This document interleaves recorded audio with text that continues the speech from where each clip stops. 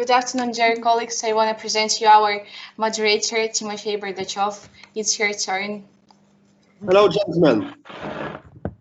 Hello, my dear colleagues. Can you hear me? Is everything all right with this new software which we are using for this conference this time? Yep. Excellent. So far, so good. Excellent. That it is, for me, it is a little bit like something new after several months of using Zoom, but we are not using it anymore. So we are doing it on this MS Teams platform. I hope it will go well. I am very glad to welcome you all. We have a group of distinguished individuals to exchange your views and findings within their session A-19-1 of HSC April conference. The title of session is The Probability of Transformation of International Institutions in New Conditions. For me personally, this title looks absolutely intellectually encouraging, because I belong to those who believe that international institutions will eventually become the part of the history of international relations, not of the contemporary international relations. I'm very glad to welcome all you here, and especially our discussant, Mr. Krichkovich, who is celebrating part of his birthday today with us. Oh, thank you for remembering. Yes, Andrei, my warmest greetings. And Mr. Sakra, Mr. Polansky, Madam Kudryshova, and Mr. Istomin. So, gentlemen, should we start right now? Yep. Okay, we have 1, 2, 3, 4 excellent presentations, starting with Mr. Istomin and proceeding further. Then we have Andrei Krichkovich as a discussant, and perhaps some colleagues who are not part of the panel but will join us will also raise the issues and questions regarding the problems covered during the main interventions. So, Igor, if you are ready, I give the floor to you. Thank you so much. It's a great pleasure and honor to be on such a distinguished panel, and thank you so much for all the organizers and Timofey to invite me. So I'm starting. I'll try to start my presentation. Hope you all could see it. So the title of my presentation and of my talk today is in the program Shades of Revisionism, Competing Claims on Global Governance in the Age of Great Power Rivalries. But obviously, you know, when you first start to prepare to the conference, you have often somewhat a vague idea of your topic, and as you continue to work on it, you come up with some new ideas and you develop the argument further, and this sometimes affects the title. So my presentation today will be based on the report that I recently published with the Valdai Club dealing with the issue of revisionism, and talking on the what I would call institutional revisionism in international politics. So this presentation and this report covers several both theoretical and empirical points. So it starts with asking what kind of revisionism we are witnessing today, and what could explain the desire of states to revise or to try to revise international norms and international institutions. And from there, it proceeds to analyzing 3 specific cases and the historical record of 3 states, of Russia, the United States, and China, looking to what extent historically they could have been seen as revisionist powers, and to what extent they are currently acting in this capacity, and how they relate to the global governance of today.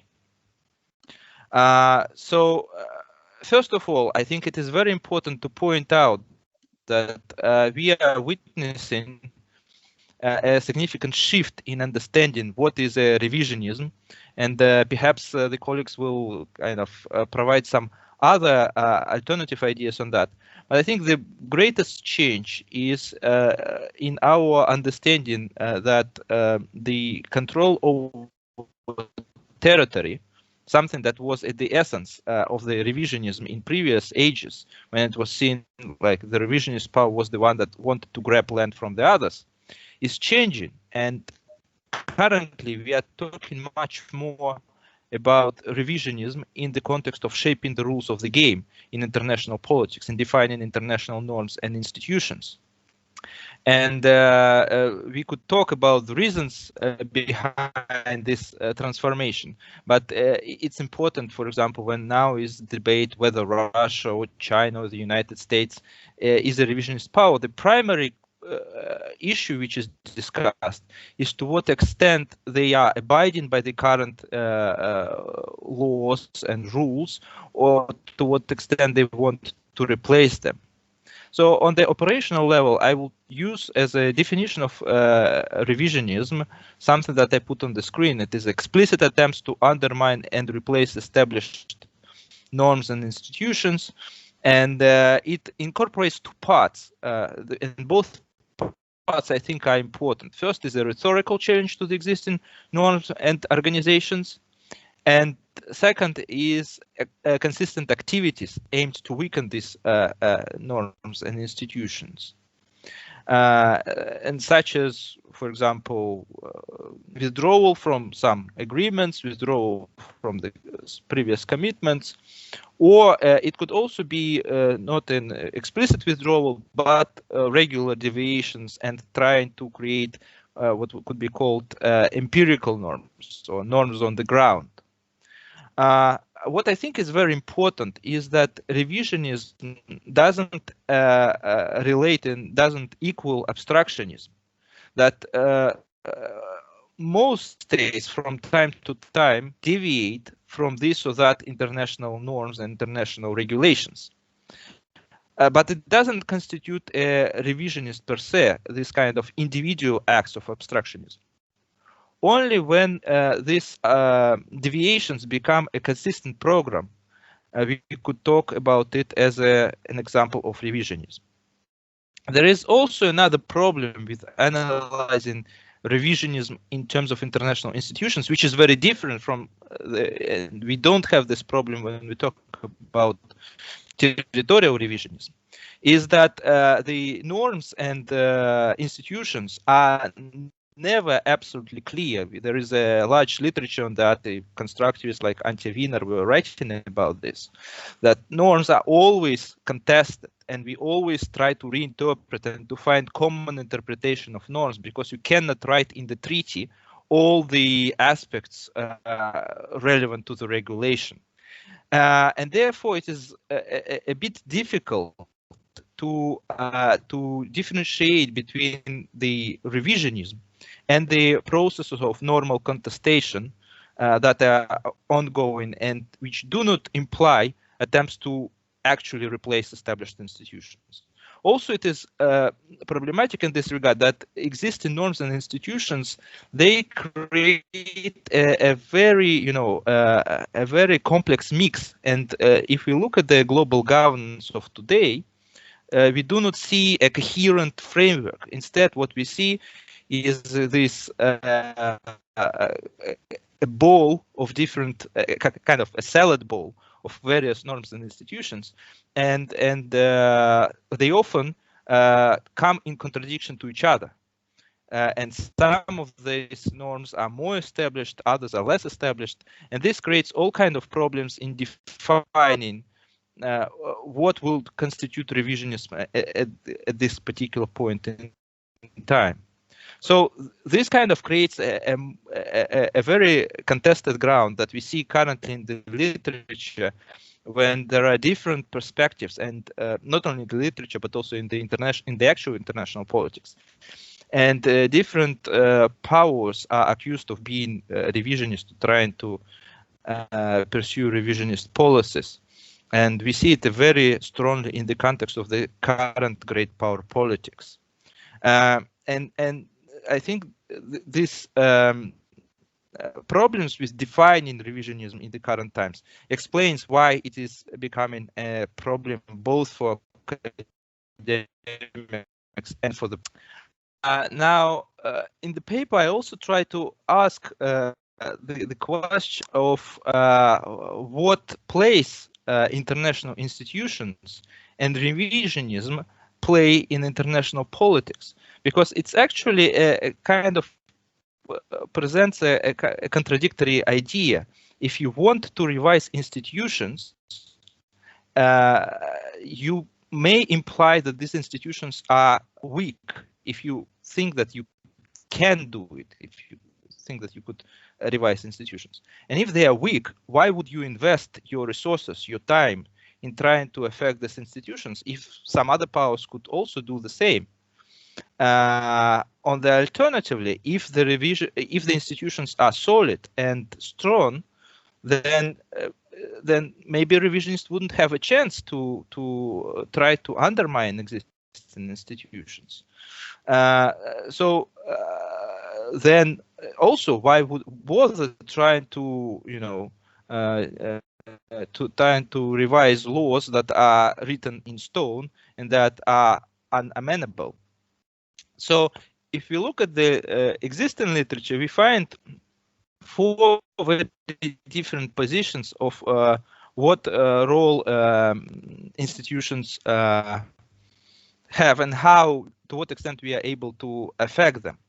And we need, when we talk about strong or weak institutions, we need to differentiate between 2 kind of dimensions, or 2 types of variables. First is the consequence of institutions, to what extent institutions could be affected by the state behavior. And on the other hand, we also need to look to what extent the institutions are amenable.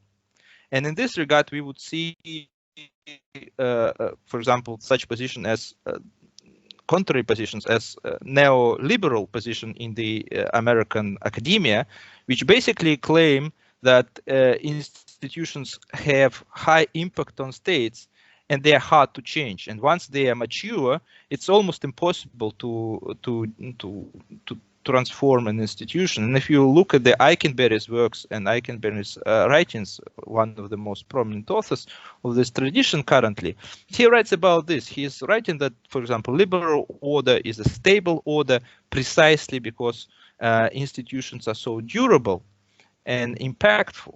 On the other hand, you have an alternative tradition often associated with neo-realism, people like John Mearsheimer, who would say, no, institutions do not matter that much. They are just epiphenomenal. What matters is power politics. And therefore, they're easy to change and they have low impact. However, apart from these 2 kind of opposite traditions, we have a more nuanced approach, like the one defined by Stephen Krasner, who was talking about organized hypocrisy, institutions which are hard to change, but which do not have a strong impact on politics of states, on foreign policies. And the final position, which is often associated with various types of and various kinds of power transition literature, basically says, and I would say it's the only approach which justifies revisionism, and it says that institutions could have a high impact on states, but with the transition in power, they could be changed by the, for example, rising powers or declining powers, and these changes are used by these powers to affect others and to kind of solidify their positions. As we look in this last approach, we find even in the power transition literature two opposite claims and two opposite arguments. Arguments about who is usually a main revisionist in international politics. So the one position would be that it is the rising powers which are the main revisionist and which are dissatisfied with the existing institutions. And this is because they lack ownership in these institutions, and they were not present as a major force in international politics when these institutions were created. So now, when they are rising, when they have more capabilities, they would like to change these institutions to reflect their priorities. And on the other hand, the declining powers should stick to the existing institutions because these are the norms and rules that were created when they were at their zenith and which kind of have their own, on which they could have their own impact. And the alternative position claims completely the opposite, and it says, well, look, the existing institutions, they are actually beneficial to the rising powers because they are one of the reasons why these rising powers rise. And it's the declining powers which should be more dissatisfied with the international institutions. And therefore, they are focusing on the role of revisionism of the declining power. So in the report, I'm looking at the record, and I try to go longer, to have a longer historical comparison, looking at the record of three states which are currently discussed in the context of revisionist debate. On the one hand, we could talk about the US record. And when we look at the US record, it is interesting that the United States appeared repeatedly throughout history as a revisionist power. I would remind you that initially it was created as a revolutionary force and, you know, as the city on the hill, which has a kind of an agenda. What kind of norms should exist in the world. And we could see early examples of US attempts to affect international norms already in the 19th century, but obviously the most famous examples is the Wilsonian 14 points, which was a complete program how to redraw the international order, how to redraw international norms after the First World War. Similarly, and once again, the United States introduced a program for the global change in international norms during and after the Second World War, including not only in international politics, but also in international economic systems through Bretton Woods. And it's an examples from the time when the United States was a rising power, obviously, and when it was reaching its zenith.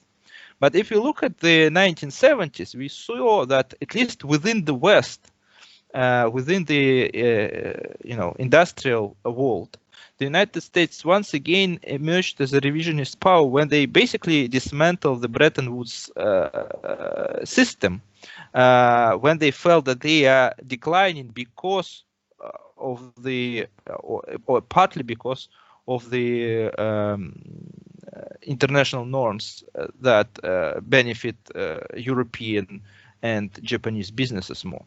And once again, after the end of the Cold War, in the New World Order that President Bush pronounced, the United States once again proposed important changes both in international economic system, and also they were kind of claiming that there is a need to revise such norms as sovereignty and to revision the role of democracy and human rights in international politics.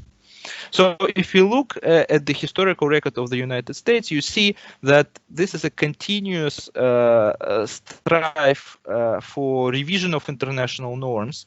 And this strife appears both when the United States are rising and they are declining. So it's interesting that kind of it contradicts both arguments that exist. And obviously in the 2010s, here I provide the photo from the State of the Union address of 2016, when President Obama was saying that China wouldn't make the rules of the game. We will make the rules of the game in the world. So, and obviously this idea of revisionism is associated with Trump foreign policy very strongly. And you could claim that even in the current Biden administration, when they talk about return to the normalcy, they also talk about the need to change and transform international norms. And so very quickly, I would say that if you look at other two powers, their record, I would say a much more mixed record. And if you look at the Russian history, Russia remained a great power player for quite long, but it took a very different approach to international norms. For example, in the early 19th century, it was obviously working as a status quo power as part of the Holy Alliance and European concert. It was also a proponent, emerged as already as Soviet Union, emerged as a proponent of stable bipolarity through 1970s and 1980s. And on the other hand, we found some examples when Russia was working not as such a conservative force on international arena, but was taking a more kind of revisionist approach to the international order. This was especially the case after the Bolshevik Revolution, although even then, I would say the result was very mixed. And in the Soviet foreign policy, you know that there were always two kind of approaches fighting each other. On the one hand, the kind of the idea of world revolution, or on the other, the idea of peaceful coexistence, which basically meant the adaptation to the existing rules. And obviously, if you look at the current record, especially the record since the 1990s, we see a lot of, in Russian foreign policy, a lot of emphasis on the centrality of international law, on the United Nations role, on the United Nations Security Council role in the international order. And it seems that Russia took a very legalist and very conservative position. And in some cases, it acts as the key conservative power in the world in regards to the international norms and institutions. And one example of that is obviously the Russian attitude towards the so-called rules-based order, which it criticizes that it's not true, or it's not clear what are the rules and how they relate to international law. So once again, it is criticizing this rules-based order from the conservative positions. Now, of course, there are caveats, and I could elaborate on them in the Q&A, but just let me say that the Chinese record is also very important in this regard. And if you look at the last 50 years, the role of China in international order significantly changed. And China, when it wasn't rising, it often acted as a revisionist power. And under Mao, it was the main dissident force in international order. It was claiming to replace the bipolar order with some other, and saying that it is very kind of repressive. But then when it switched to its policy of openness and reform, it became the main student of international order, and it was trying to integrate into regimes that it was criticized in the previous decades, like, for example, non-proliferation treaty or peacekeeping operations. And only in the 2010s we see this growing trend in the Chinese foreign policy to very carefully starting talking about possibly the need to reform the international relations. So I think the Chinese and Russian record are also very important in terms of the claim how the revisionism is connected to the power transition. We see both with Russia and with China that it's not always straightforward, and it could be both rising and declining power, could be both conservative and revisionist at some points. But today we clearly see that Russia is a conservative power. And we could say that there are kind of two opposite poles in terms of the attitude to the international order and international regulations in the current world politics. On the one hand, we have the United States, which continuously want to redraw the rules of the game, usually in its own interests. And on the other hand, there is Russia, which tries to kind of stick to the legacies of the past and is very concerned with any changes in international rules and regulations, and is trying to be very careful to avoid them. And now the point with which I think I finish my report and presentation, that China is perhaps in the most unknown position, uncertain position, and it is the country which has the most in terms of making the choice whether, as it was in the last couple of decades, to stick to the conservative camp, to stay with the Russian approach of kind of continuing with the legacies of the previous institutions, or to try to envisage its own revision of international institutions. And obviously it will be a different type of revisionism than American ones, but it will also create certain challenges, as I believe, in the Russian-Chinese relations. So with this, I think I'm finishing, and on this question rather than on answer. Thank you. Yes. Okay, Igor. Thank you very much. Well, thank you for such well elaborated report.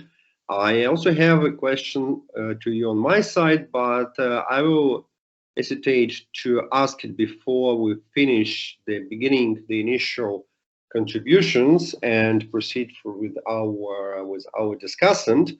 Maybe at the end we'll have some time for the debate, including myself.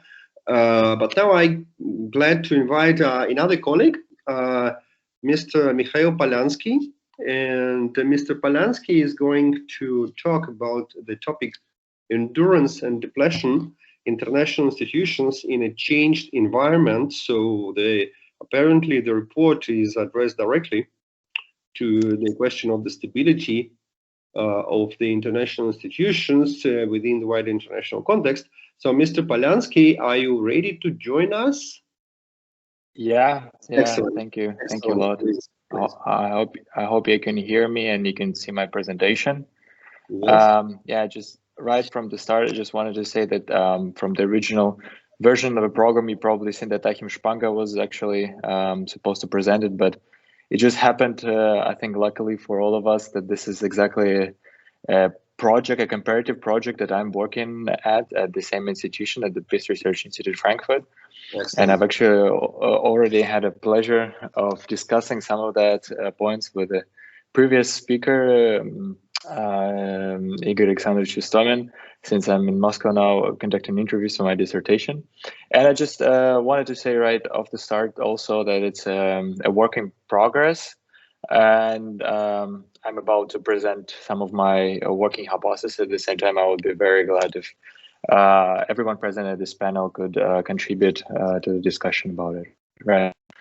So I think Igor Alexandrovich prepared quite well the ground for my presentation today, as I'm also talking about the depletion of international institutions and revisionism, but I think I have a rather different approach to it. The central problem that I depart is the fact that we have seen numerous deaths of international institutions because of withdrawals, of state withdrawals from it. We've seen, in fact, in the last 75 years, around 200 of such cases. And in the recent years, there's been an acceleration of this trend. And I think it raises the question, what kind of political implications do this defection from common institutions have? But because a lot of politicians talk about it, and the research is still lagging behind, in my opinion. But just aside from the theoretical question, I think we have a quite practical question on our hands as well, because we're still not clear what kind of consequences it has, and especially as far as the tensions are concerned. We know Johann Galtung in the 70s wrote that there are dissociational strategies to achieving peace, actually. So potentially this dissociation that I'm going to talk today about could potentially lead to amelioration of tensions. And this is a kind of a big question and leading the whole research. Right. So this is essentially a research gap that we have.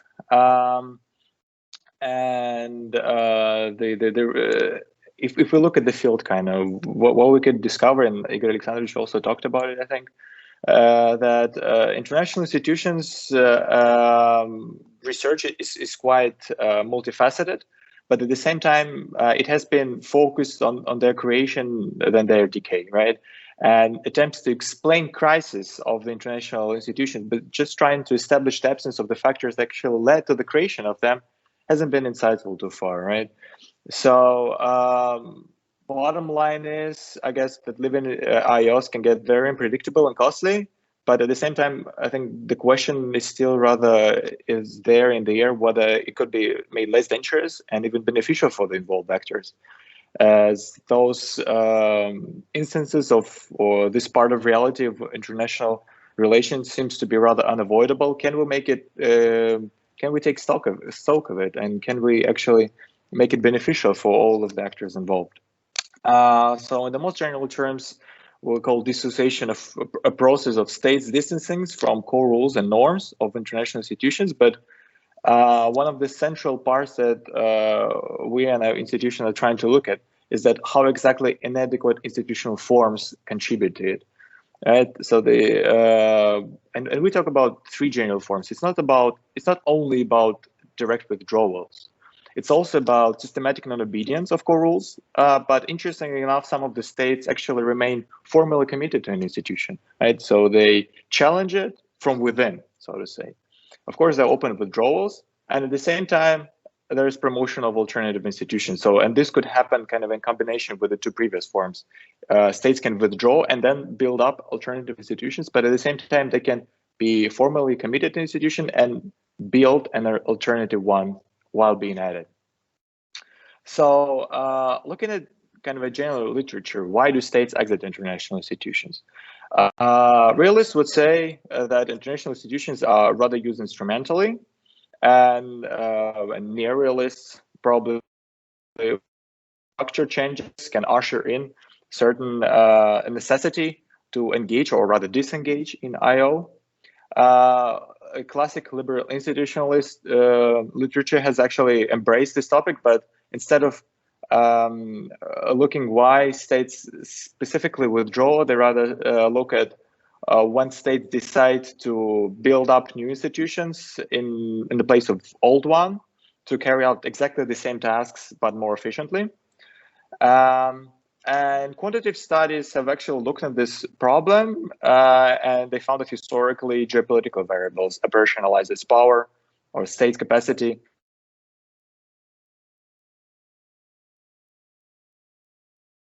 And they say when states become more autocratic, they tend to withdraw. But what is missing there, and this is the research gap that we and I specifically trying to look at, is not just why states withdraw, but rather what kind of implications it has. So returning to the very first question that I put in the first slides, what kind of consequences it has for the tensions levels between levers and stayers. And there is also constructivist literature emerging on the dissociation, or why states defect from the institutions, and they, in my opinion, take a rather more complex view of it, and they say that dissociation can actually happen at two levels. So there's a material dimension, of course.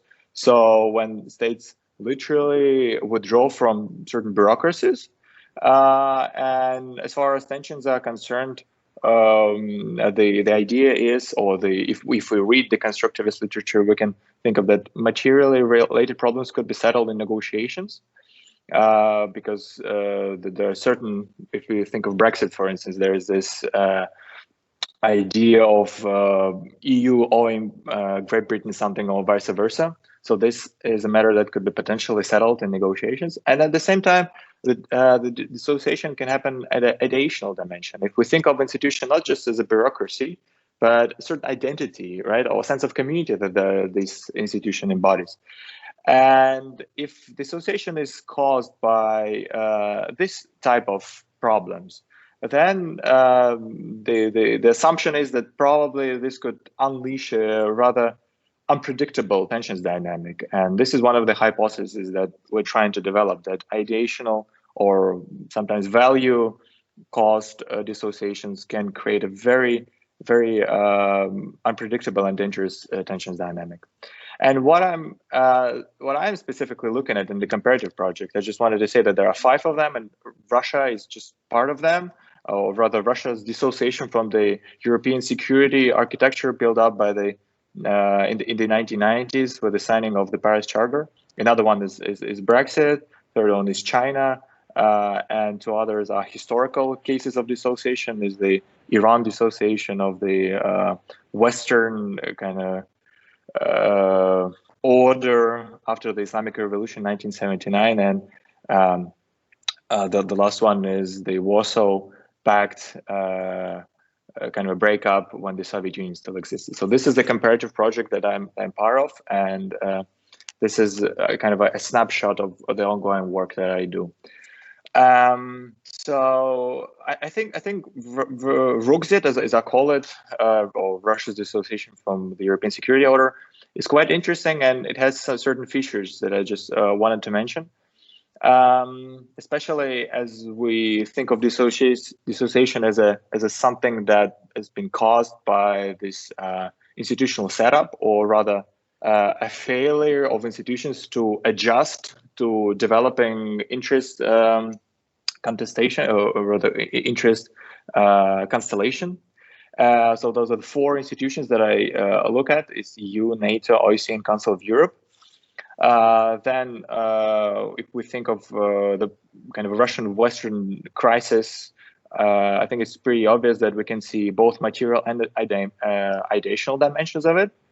But also what is last but not least, I think institutions are also, or their role is rather disputed in the crisis, or the eruption of the crisis between Russia and the West, and also the potential role in the settlement of the crisis. So there are different ideas how institutions can contribute to the settlement of the ongoing crisis between Russia and the West. And there are several dimensions of RUGZIT, in my opinion. So first of all, or like rather different factors that contributed to RUGZIT. First, there's a marginalization of the OSCE.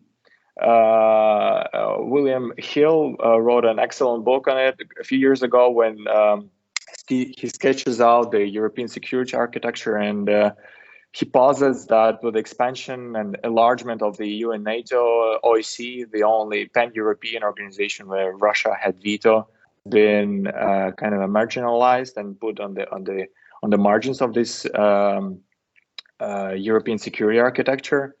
Then there's also an ongoing, there has been an ongoing marginalization of Russia as such, because none of the decision-making mechanism, neither in Russia NATO Council nor in Russia-EU summits, they haven't been created any sort of veto or blocking opportunities for Moscow to actually influence the decisions made by these organizations. And Andrei Zagorsky has also written an excellent book as far as this particular problem is concerned. But the third problem, and why Roxette has eventually become reality, and this is what my colleagues wrote about, is that there's been, from the very beginning, a sort of a ticking bomb put underneath the fundament of this building of European architecture, and namely that right from the start in the Paris Charter, there's been two issues that haven't been in correlation with each other. On the one hand, there's been an understanding that there's going to be a common and indivisible security from Vladivostok to Lisbon. But at the same time, there's also been an idea that the liberal democratic norms, as they were understood in the West, are universal. And while Russia was, of course, thinking more in terms of indivisible security, the West would actually put premium on the necessity of putting liberal norms as the underlying feature of this. And this is how I operationalize tensions. If you think of terms of dependent and independent variable in my research, we think of dissociation as an independent or explanatory variable and tensions level as dependent variable. And by using software called Stata, that some of them, to some of you probably should be known, I operationalize tension level on the Goldstein values system.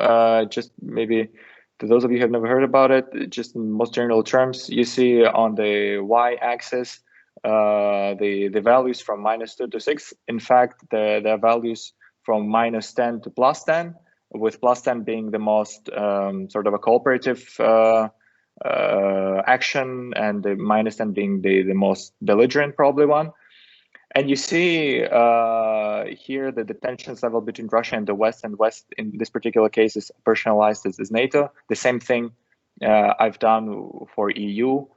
But the general takeout from it in the last 30 years that the idea that the relations between Russia and the West have been sort of a downward spiral that they've been developing from the good to bad actually doesn't stand a test. If you look at my graphics, there's been a kind of a zigzag on and off relationship. And my idea, my hunch at this point is that there's been a rather high and unjustifiably too high expectations about the role of institutions and the process of rapprochement between Russia and the West, something that I've mentioned previously, that West is going to move to this indivisible kind of a security idea, and Russia would move towards this liberal democratic norms, and that the institutions were supposed to be kind of a semiconductor or a conductor in this relationship. This was just false from the very beginning. At the same time, this dichotomy of material and ideal problems is still rather unclear to me. From the interviews that I've had with a few experts so far in Moscow, this ideal kind of related problems do not really stand a test. If you think of Russian society being quite European and quite pro-Western, and especially if you read the recent literature of White and Filquina, for instance, they also write an interesting piece of Russia actually with time looking at the West as decadent and in terms of values being more superior. And if you follow this logic, then you might arrive at the conclusion eventually that values do not actually matter that much. But at the same time, if we think only of material issues, and they were the ones who finally brought us to where we are, it's also quite questionable. So it's still work in progress. And also this one of the first questions that I put in front, one of my first slides, whether dissociation can actually ameliorate tensions, right? If the density of institutions actually is downgraded, whether potentially it could lead to mitigation of tensions, this still remains quite unclear. And My conclusions are eventually at this point is that yes, the way that the European security architecture has evolved throughout time might have not only kind of failed to prevent the breakup of the system, but might have even contributed to its buildup of crisis and of crises within it. Then ideational dimension doesn't seem to create more dangerous, doesn't create more dangerous tensions dynamic than the material one. And that the situational dynamics have to be explored more in depth on case-by-case basis. I think our comparative project is on a good way of doing that, because as I said, in the large N studies, why states withdraw has to be operationalized on specific cases, because as you have seen, or as I hope I have made quite clear in the case of Vrogzit, that the specifics and the features of those cases of dissociation have to be looked on a case-by-case basis to make a standing theory of dissociation. With that, I'll probably stop, and I'm looking forward to your comments. Thank you a lot. Well, thank you very much, Mikhail. Of course, there are other questions as well as after Mr. Stoman's presentations, the other questions emerge. I hope we will have several minutes to address them. For me, of course, it is absolutely not clear why can we speak in terms of the defection about the country, with the example of the state which actually did not participate in the creation of a certain order, and which could not contribute with its interests and values into the creation. How we can defect from institution, from the order, to which we did not contribute, and to the creation of which we have not been ever invited. So this is a question for the further discussion. Now I'm glad to welcome our good friend Richard Sakwa, distinguished professor from the University of Kent. And if Mr. Stomin characterized the behavior of the United States as a revisionism, Mr. Sakwa goes further forward and says that it is revolutionary.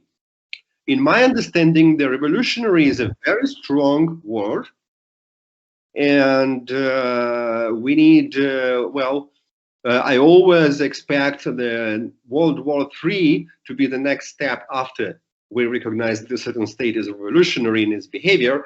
But I do believe that excellent and internationally well-known experience and outstanding academic qualifications of Richard will prove us that even though the West is revolutionary, it is still not the same way revolutionary as Napoleon or Hitler have been in their times. So, Richard, the floor is yours. Lovely, thank you very much. And indeed, my paper does build on the previous two contributions, Igor's and Mikhail's, very much so. And in fact, after listening just to Mikhail, I looked up my William Hill again about no place for Russia. And indeed, the question of what sort of space are we talking about?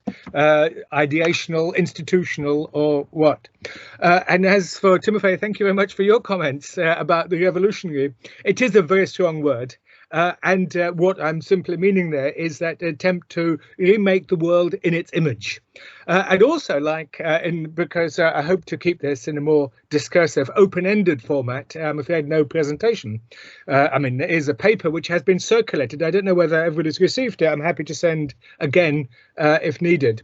But what the idea is, indeed, after 1989, the attempt to remake the world in the image of a certain model. And I hope to explain it. And also Timofey's comment just now about how can the Russia defect from an order which it did not create and therefore was not a founding member, and how can it leave something it never joined, I think would be the argument. And I hope in the next few minutes I'll be able to offer an answer to that, because basically I'm arguing that a lot of the analytical confusion today, and in a lot of literature, is that two things are going on at the same time. On the one side, we have an international system which was established in 1945. And then the second thing going on, we have a number of models of world order. I had a little piece about this in Russia and Global Affairs a little time ago.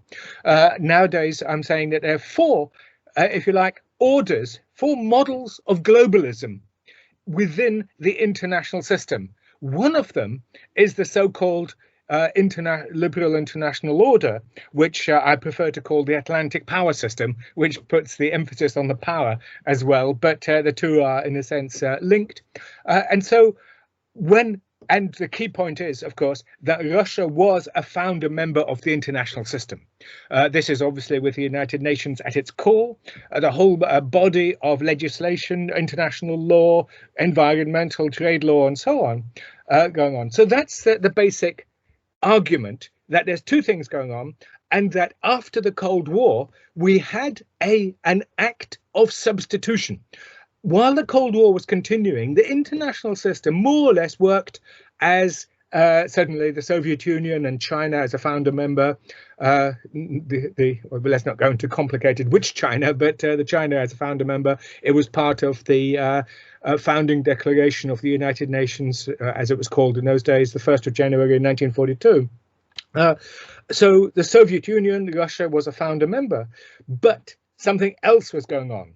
So out of the furnace of this, the Second World War, this new international system was born. I call it the Yalta international system. Those in Eastern Europe, of course, hate it, the word Yalta, but what it emphasizes, quite brutally even, is that it was based on sovereign internationalism. It was based on sovereign internationalism. However, the second thing going on at the same time was that the United States, which was, of course, one of the key inspirers and organizers of this international system, along perhaps more than the Soviet Union and China and United Kingdom, of course, was that they at the same time established the framework which became the liberal international order. We're talking about the Bretton Woods institutions. Huge debate about that as well, of course, with John Maynard Keynes and such like. But the key point was that the United States model of hegemonic internationalism challenged the founding principle of the Yalta international system, which was sovereign internationalism. So hegemonic internationalism was there at the founding moment. The United States agreed, and this is an excellent book by Stephen Wertheim and others, Ian Clark, all talk about and Eikenberry, of course, at enormous and frequent lengths, talk about this. But what I'm hoping to do is to establish a very simple, well, a simple language, and hopefully not a simplistic one, which would suggest that this hegemonic internationalism immediately set up a tension between leadership and hegemony. Yes, the United States was one of the leaders in setting up the international system, believing that its dominance and power, which was clearly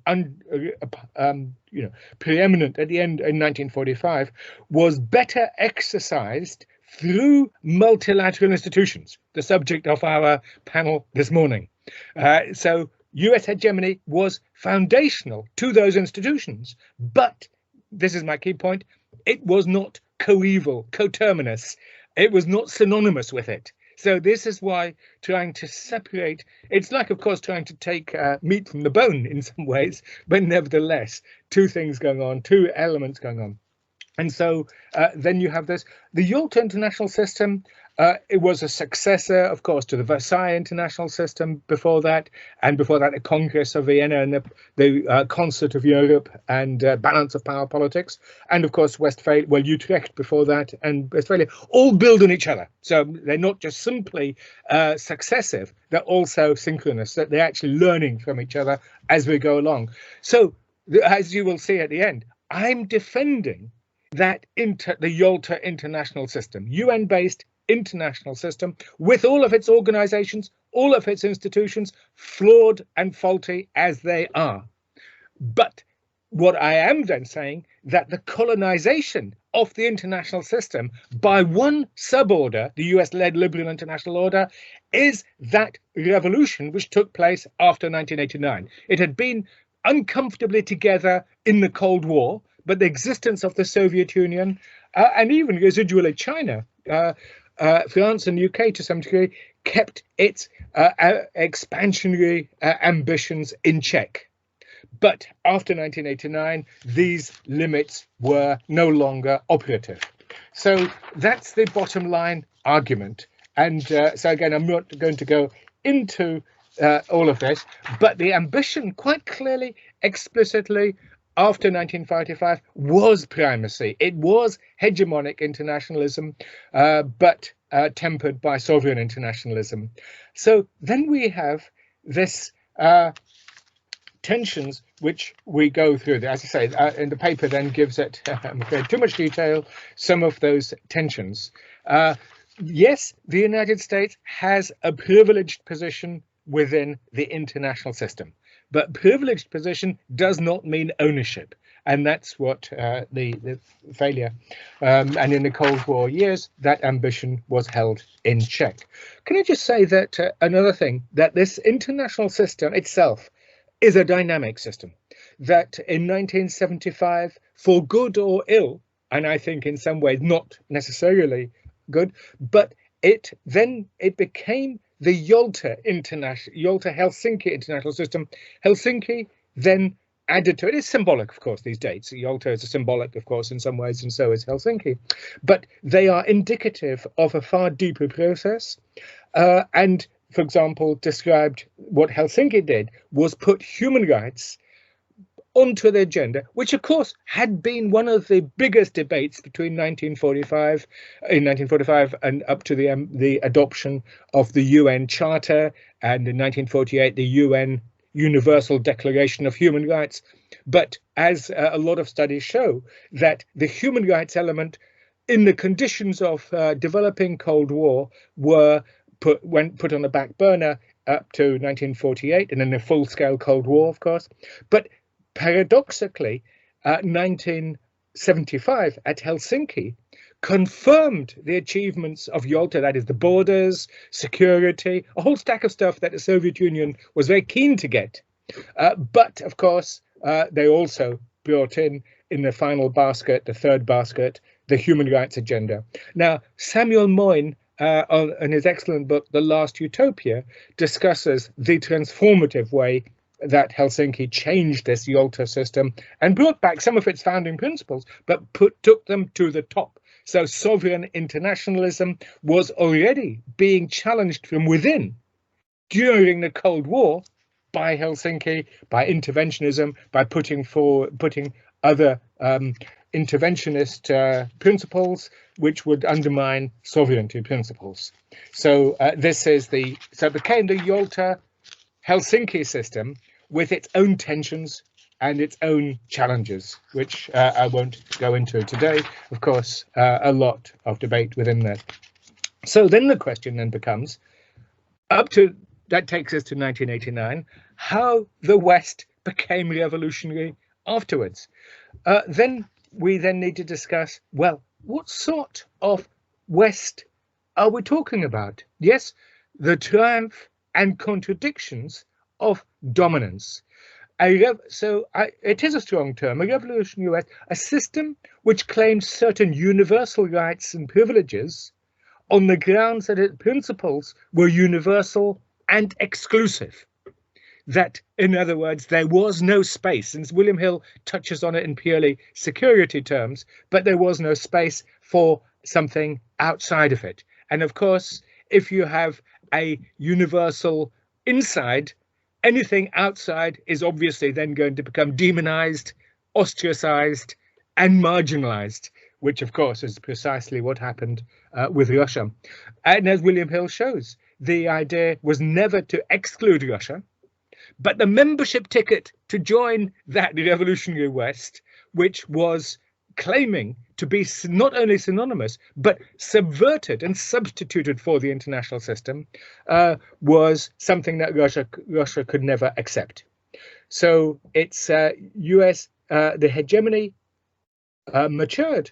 But what we saw after 1989 is the subversion of the autonomy of the international system in favor of the hegemony of the liberal order.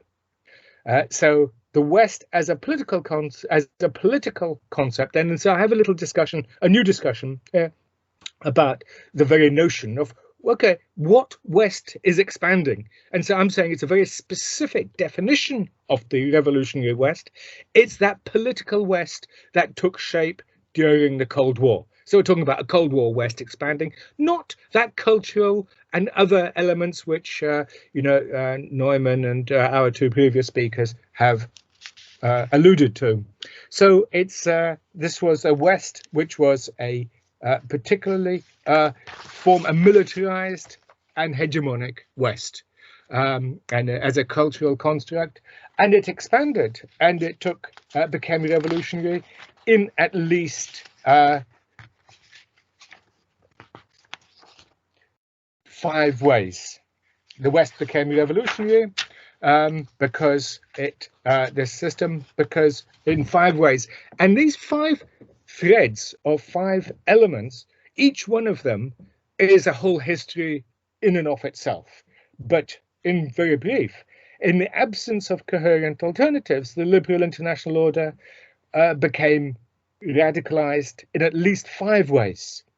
The Hegelian way, and this is where the discourse of the end of history via Koyev, of course, about that there's no sustained alternative. Then the other way, second way, the Kantian, with extreme emphasis on human rights, the extreme emphasis on autonomy of individual, and of course the idea of a democratic peace, which of course has a whole literature associated with itself.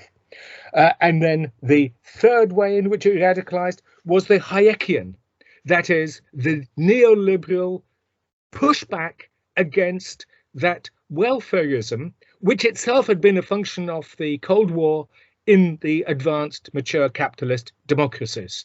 So, in other words, the end of the Cold War had a profound effect. This, of course, beginning already in the 1970s, but then it became full-flooded in the later on. And then we also have the Hobbesian advance, which is numerous ill-judged military interventions.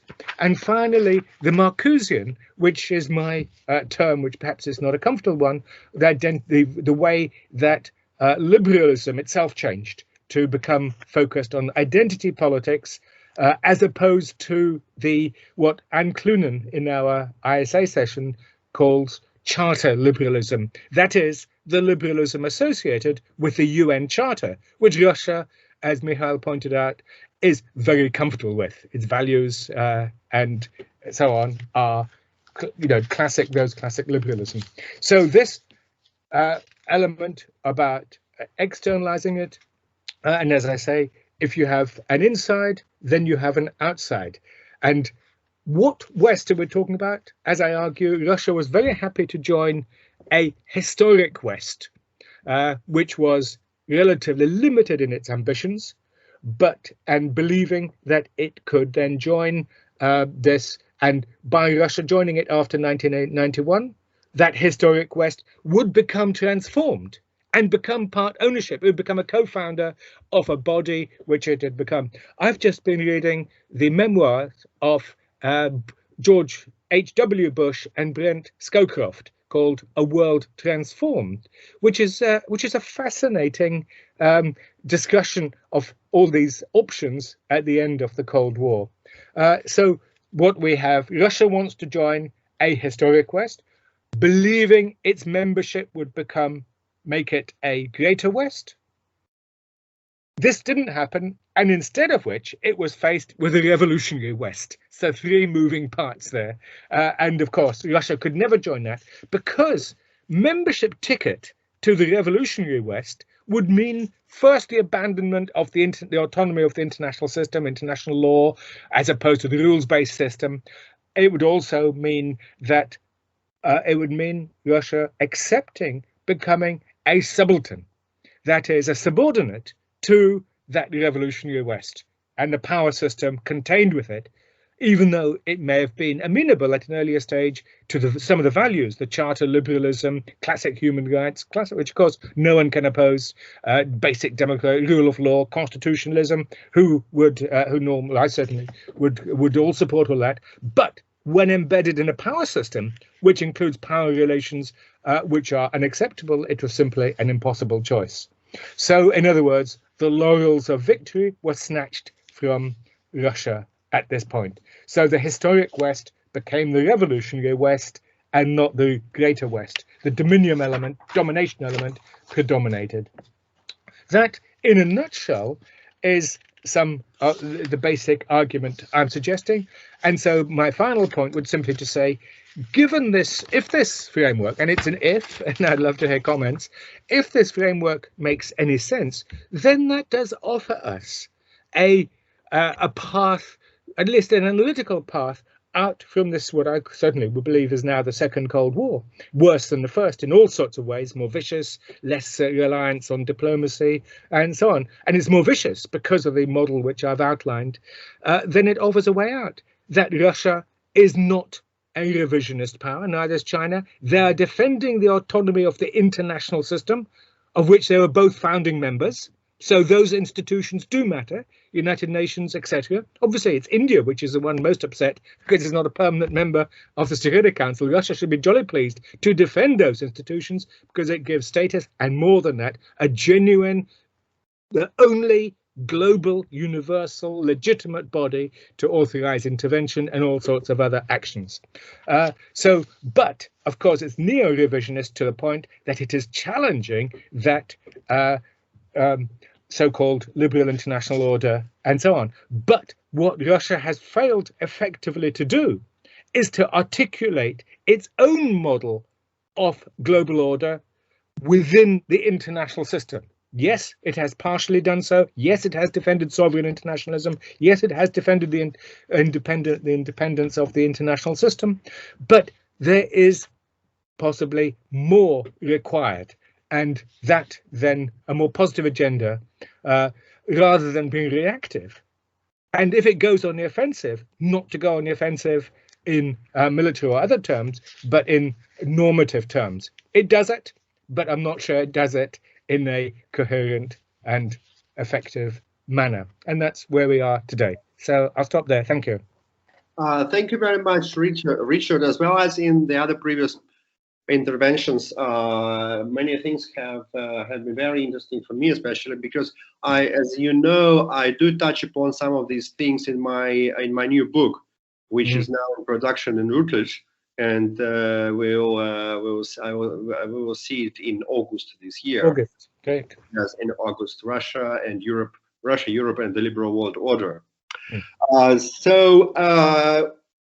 And what was especially interesting in your report is that my reading is that you do recognize that international institutions did not play any restrictive role in the behavior of the West after the end of the Cold War.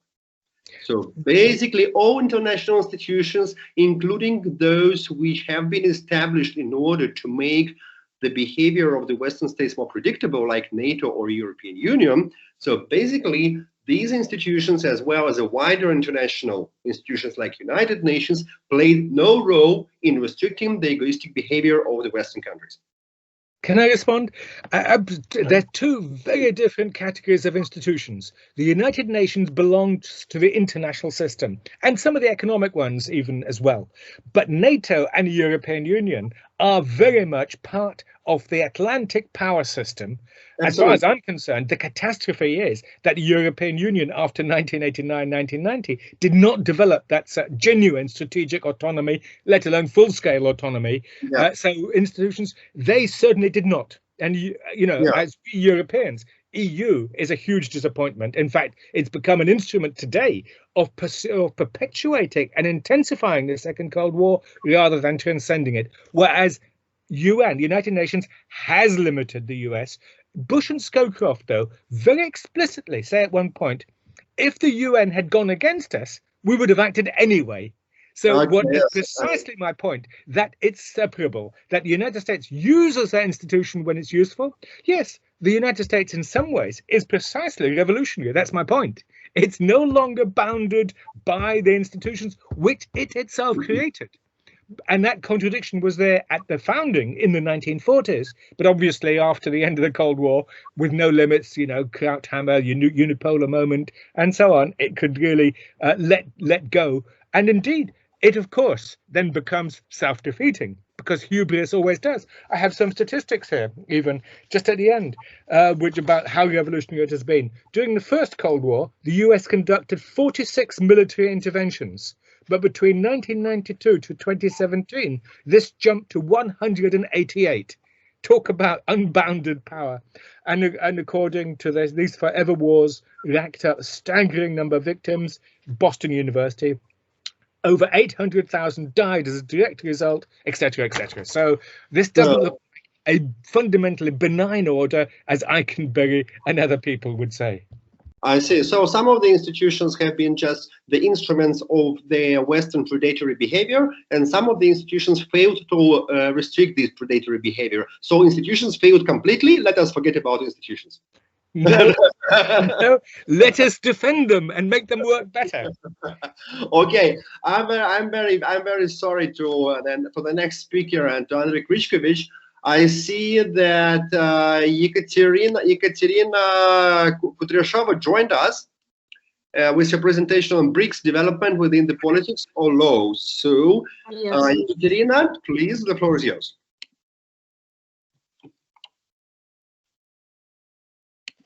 Just a small moment. Yeah. Well, I have a presentation. I hope you can see it. Not sure. Hello, everything's fine or? Yes, we can hear you. Yes, but there is a presentation which I just sent to one of the organizers. No? Well, if not, that's fine. Okay. Just a second. Yeah. Just a second.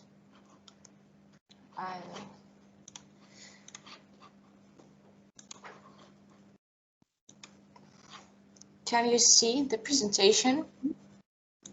Yeah, it's just a short, so it's like 4 slides, and yeah. I see that. I'm not sure if everyone else. That's okay. Yeah, we can. Okay. Yeah. Okay, so I just wanted to post an issue for discussion. We came across this issue once we prepared an article with colleagues, and I shall give a reference on the last slide on this article. Then we started to study the influence of Russian constitutional change, the change in the article about the international case law, on different integrations where parts. So we wrote an article about the constitutional reform and the Eurasian Economic Union is an example. Then there is certain influence, and then we came up to BRICS, and once we started to study the publications on BRICS and on understanding of the international law there, they came across the issue that right now there is a bulk of publications saying that BRICS is an emerging pool of sources of international law. So on the next slide, I gathered a few, no, just previous one. Yeah. I gathered a few notions how BRICS is defined in different publications and different sources. So it's grouping, political partnership, club, association with no leaders, or it's just a dialogue on cooperation. So basically, neither of these definitions, neither of these notions could suggest that we have a part of international law developing within the BRICS. Now, next slide, please. Next, could you just next slide, next picture. Yeah. So, but once we came up to the publications, it's just turned up that there are already books and opinions of the academics saying that right now BRICS amounting to the international law. We come to the issue: what is international law and who is deciding what should be considered to be source of international law or we should not. Studying the documents of BRICS, we can see that in every document, nearly in every document, it's stressed that BRICS is not an integration which could generate the sources of international law. Then we come across, could you just put another slide, the next one? Next slide. Hello, is it possible to have the next slide? Yeah, no, it's the last one. It's the last one. It's the last one slide. No, there are previously. So you show. Okay. And then, This one? No, yes. Yeah, this one. Okay. So on this slide, you can see at least 2 points there. The academics and experts are speaking about international law. So the book, which was named "The Sources and Text on International Law of BRICS," that's the upper one. And there are a few discussions about the energy cooperation. And once you read about the energy cooperation within the BRICS, then you can see that many experts and many interested people are saying that once the energy cooperation becomes closer and more developed, then it's inevitably will lead to appearance of the international law sources within the energy cooperation. And next 2 points, I just I've put the 2 first points versus the next ones. So the BRICS, the documents of BRICS saying that it's only political cooperation, and the opinions of the experts saying that BRICS rely on the expectations rather than on the obligations. So could you show the next slide, please? Yeah. So who is deciding if we are dealing with the international law or if they are dealing with still all BRICS will stay within the political framework? I would suggest that the countries members of BRICS are deciding if it's going to be international law or if it's not. In many other integrations, maybe within the conflict situation, it will this issue will become point of the discussion if the sources of BRICS are going to be some kind of obligation. But I can't imagine possible conflict situation which could come up to the issue if it's law or not. That's why I just stay on my point that it is the countries, that the countries are deciding if it's international law or not. And by now, in all the documents, it's stressed that BRICS stays within the politics, and no documents generated within BRICS can be considered the source of international law. Unlike the academics and the experts who are insisting that it's international law. But I shall just leave you with this issue, and seems like in the nearest future we shall have a closer look at this at the sources which are kind of growing within the BRICS, and cooperation is becoming closer and kind of more developed. That's why more documents and more issues which should be solved this way or another. And we shall have a nice opportunity to see how the political, how this integration will develop within politics or law. And maybe at certain points, the political documents shall become a law. And what shall we do with the sources which were generated by now, and which are considered to be only politics? Shall we be included in the bulk of international law sources of BRICS, as it is suggested in the publication which I referred previously, or still BRICS will kind of escape from this understanding of the international documents? Now I'm ready to answer the questions. Many thanks. And if you show the last slide, that's the article where the starting point of this study on the BRICS. Thank you. Yes, excellent. Thank you very much, Ekaterina. With a look at this particular institutions such as BRICS.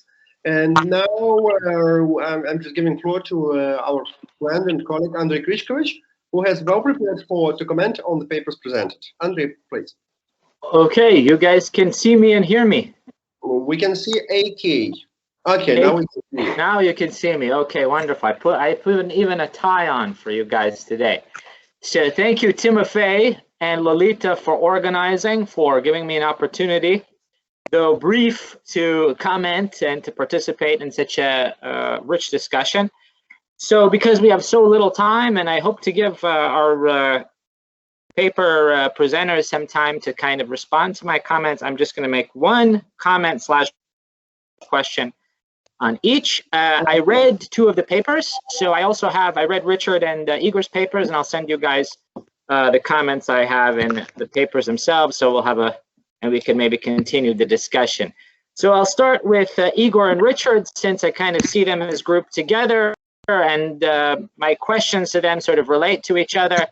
So Richard, I'm not gonna praise you too much because the paper is worthy of praise. I'll go straight to my criticism, I was going to say, which is, I'm not gonna hold back, not because I'm big nasty, but really, you know, the clock is ticking and we have to go to the other panel. So the problem I have here is with the conceptualization, how to distinguish between a system and an order. What is the difference between the two? Why not talk about 2 different orders coexisting? Or, as Igor is talking about in his paper, one order which is being contested, you know, like Weiner's. So can you do more to maybe define the difference between system and order? That's my question for Richard. For Igor, I said I was going to start with Igor, but I went to Richard first. For Igor, so part of the paper, I don't know, this wasn't so much in the discussion, was you sort of dismissed systemic power explanations for this variation in their revisionist behavior. However, I think your conceptualization of power and structure is very binary. It's rise or decline. Structure is about a country's position in the international system based on its material capabilities. So I think a structural explanation can be used to explain these variations in behavior you have by distinguishing between a rising hegemon and a declining hegemon. A rising hegemon, as Mearsheimer wrote very recently in the big, great article, the eventual demise of the liberal international order. He says, a rising hegemonic unipole wants to have absolute security, and so it shapes the international order in its image.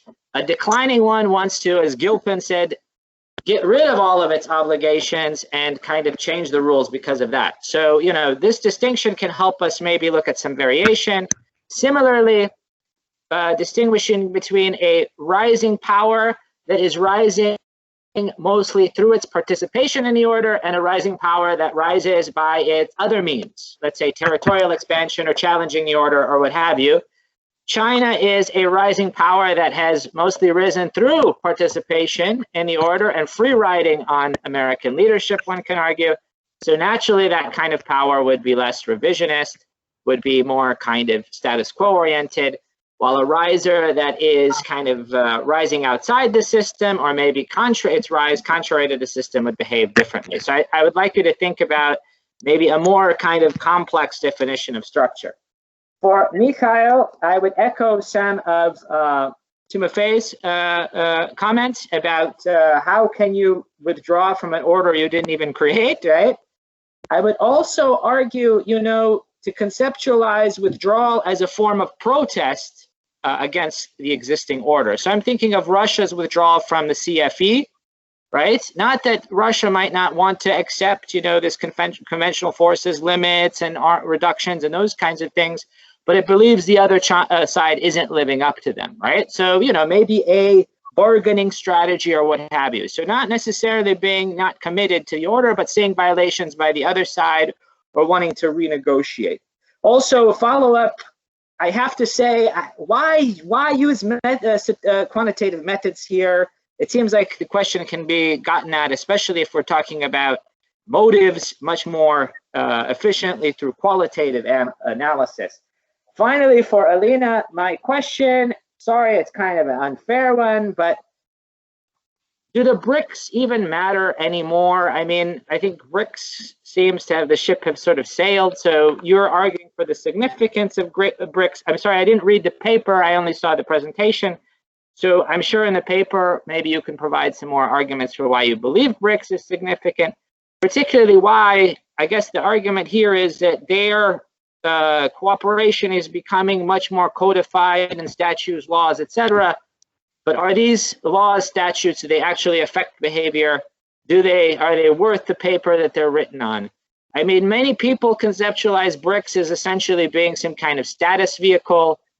Cynthia Weber, a very great article about the BRICS back in 2010. I can send you the article where she actually was looking at the generation of it. She saw Russia as being a big player in generating the BRICS and turning it into this international organization. And she saw it as a kind of a status strategy, right? Russia was shut out of other organizations. It didn't have much of a say, so it created its own one where it had a say. Has BRICS outlived it? Because, you know, I mean, we do have these BRICS summits, but less and less we're paying attention to them. So that was me in a few minutes, hopefully. Thank you very much. So Igor, please, we'll start with you, then Richard, then Mikhail, and Ekaterina. Igor. Yes, thank you so much. Thank you, Andrei, for the great comment, and it's a lot of food for thought. I agree with you that we could provide a more elaborate and more complicated representation of structure, and actually this is one of the topics that I'm also very interested in, as you know.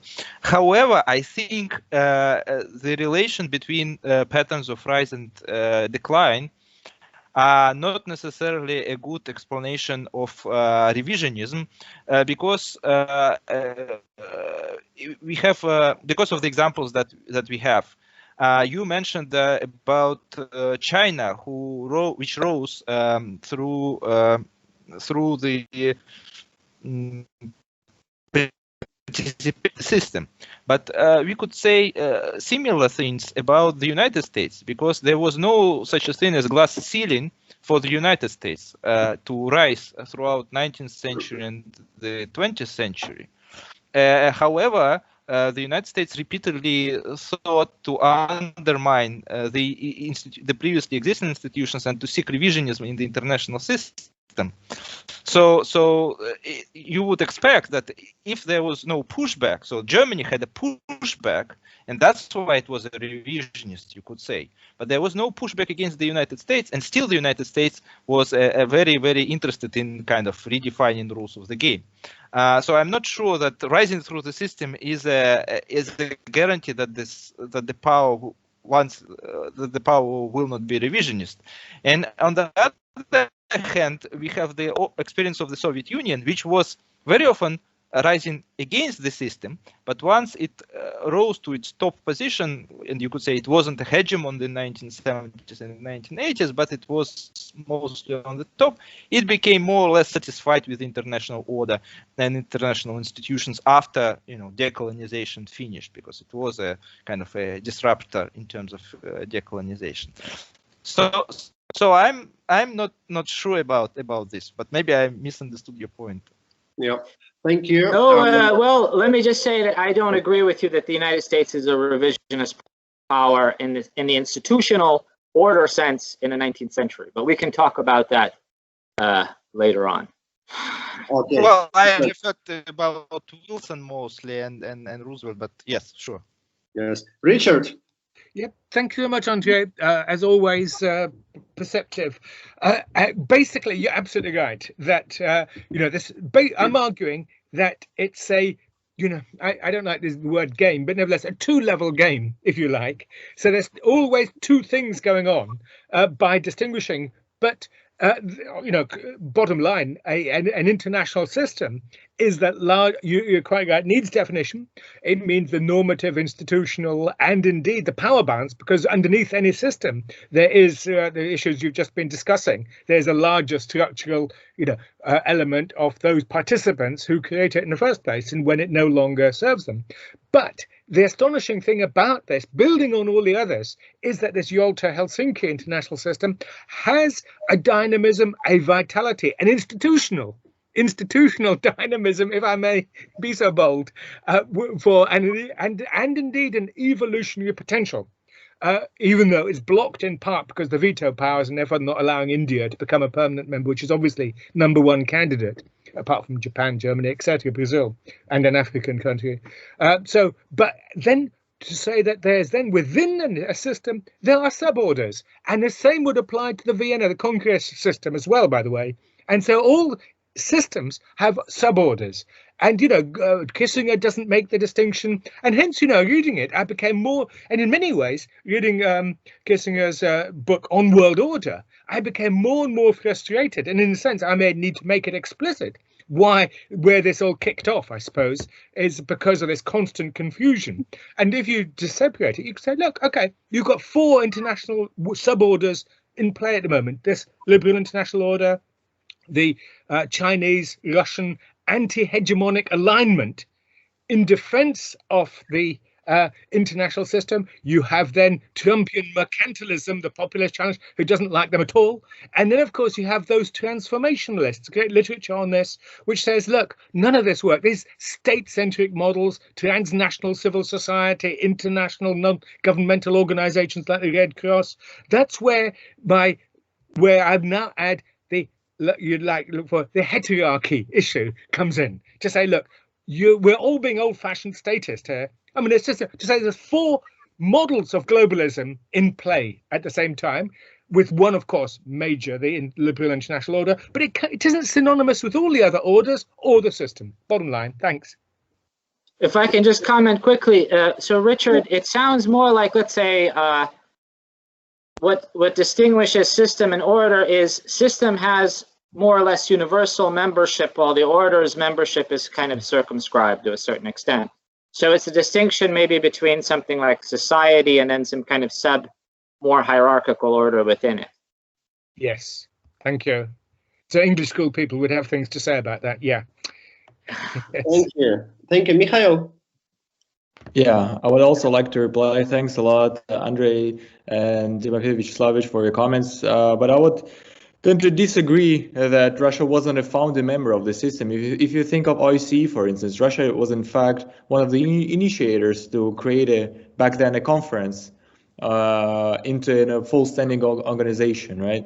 But even if we do agree that Russia hasn't been really part of NATO and EU, and I do agree with you on this, I would say it's a necessary prerequisite that Russia actually doesn't benefit from it and doesn't decide to be part of it.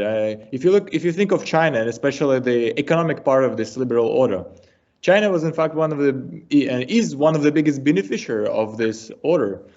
And I'd say that even if Russia was never a founding member of NATO or EU, it doesn't preclude it from being part of it.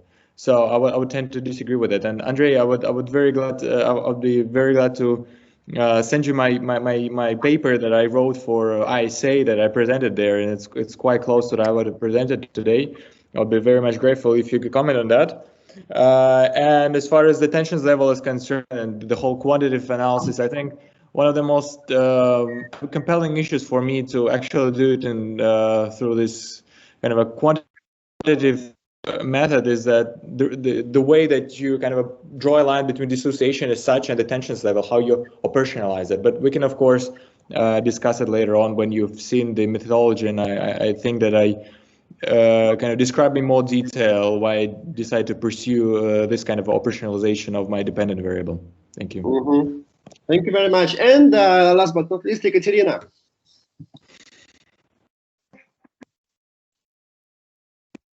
Well, thank you very much for the comments, and well, that's it. My presentation was mostly to see forward, to see what shall we get to, what will be the result. So it's the discussion is under the process. So let's see what shall we end up with. Thank you. Yes, excellent. Dear colleagues, thank you very much. We had a very good discussion, very good seminar on this important topic. I think that all contributions represent very important part of the debate which is going on now, and I'm very much looking forward to reading your articles based on your today's presentations. And thank you very much for joining our annual conference and for sharing with us your high quality ideas. Thank you and have a good afternoon. Thank you. Thank you. Thank you, Tim. See you soon. Thanks See a you lot. soon. Bye. Thank you.